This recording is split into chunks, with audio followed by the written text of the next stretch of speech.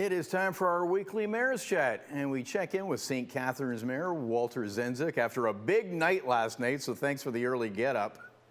No problem. Thanks. It was the state of the city last night, and so we had a really good opportunity to get together with our business community and members at large. It was, Bob, it was a hybrid event, so we had about 250 people online, 250 in person at the First Ontario Performing Arts Centre, and it was also being carried live on cable TV. So there was a lot of opportunities to participate, and it was an opportunity for me to talk about what's going on in St. Catharines, talk about the challenges, and also the opportunities that we see. And we'll talk about that in a second. You actually started off with a thank you to the outpouring of support for Ukraine. There is so many in the community that are impacted by it and have family, and of course there's so many connections, including your own family. It is, and one of the important messages that I shared and that we're hearing from the organizers in our community is that to get a container of equipment and supplies over to Poland that then goes into Ukraine, it's about $400,000 per container. And so here in the churches in Niagara that are collecting the donations, the Ukrainian churches, they're very much full with a lot of supplies, but it's the cost of getting those containers to Europe. Yeah, I didn't know. I had no idea of the cost of that. 400,000. So what we're asking for is that there's opportunity to make monetary donations that will ensure that those supplies are getting to the front lines as quickly as possible. Absolutely. Okay, let's talk about the nuts and bolts of the state of emergency speech. You spoke last night about the challenges ahead, and coming out of the pandemic, some fissures have exposed themselves within the community, and a lot of challenges ahead. What are the biggies? Well, Bob, when you look at where we are today, we're in unprecedented times. We've got a housing crisis, much like many other communities. We're facing an opioid epidemic, much like other communities, and increasing inflation. You're seeing homelessness in our communities. I talked about the fact that we have 665 people that have been identified as homeless. 125 of those are under the age of 15.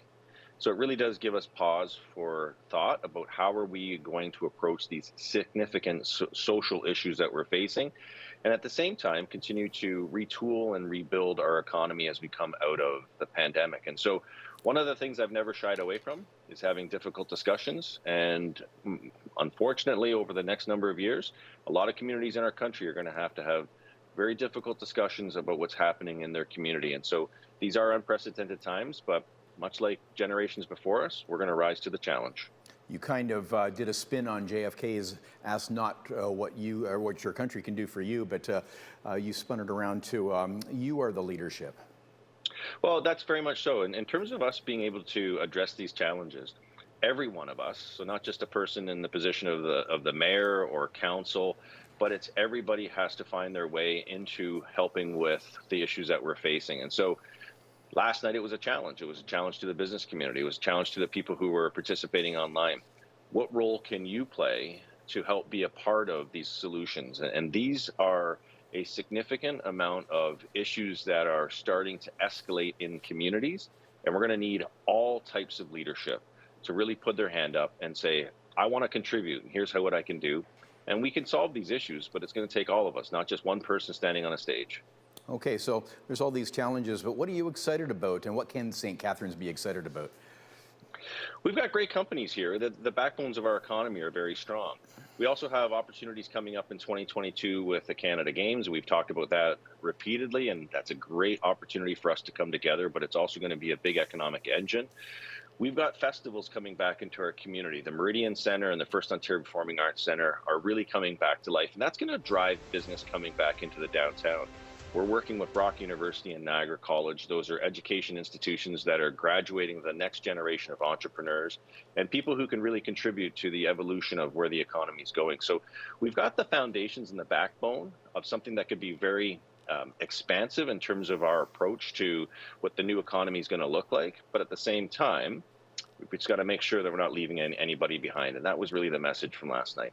Okay. You mentioned the Canada Summer Games. Still looking for volunteers? Still looking for volunteers. It's a big games. I think they've got about 3,500 volunteers. Check out the website. It is going to be a once-in-a-lifetime opportunity. you don't want to miss this opportunity. And being a volunteer puts you right in the center of it all. Yeah. Mask mandates, by the way, lifting on Monday. As far as the city goes, was any policy changes? Well, Or transit. So, Bob, transit, you're going to have to wear masks because that's provincially mandated. And then here within city facilities, you're going to see staff wearing masks. And that's for the comfort of the staff as well, because they're interfacing a lot with the community. And so this is a cautious approach. And we're saying to people, while the mandates are being lifted, each of us has a responsibility to continue to provide safety for ourselves, our family, and our community. And you're going to see people taking those initiatives, such as wearing masks. Let's be respectful of each other. Absolutely. Well, we've run out of time as usual, but I know you've made allowances for patios this summer season. We're getting a jump start today in Brian's forecast. It's going to be a great one, Bob. So top of the morning to you, by the way. Yeah, Walter's starting early.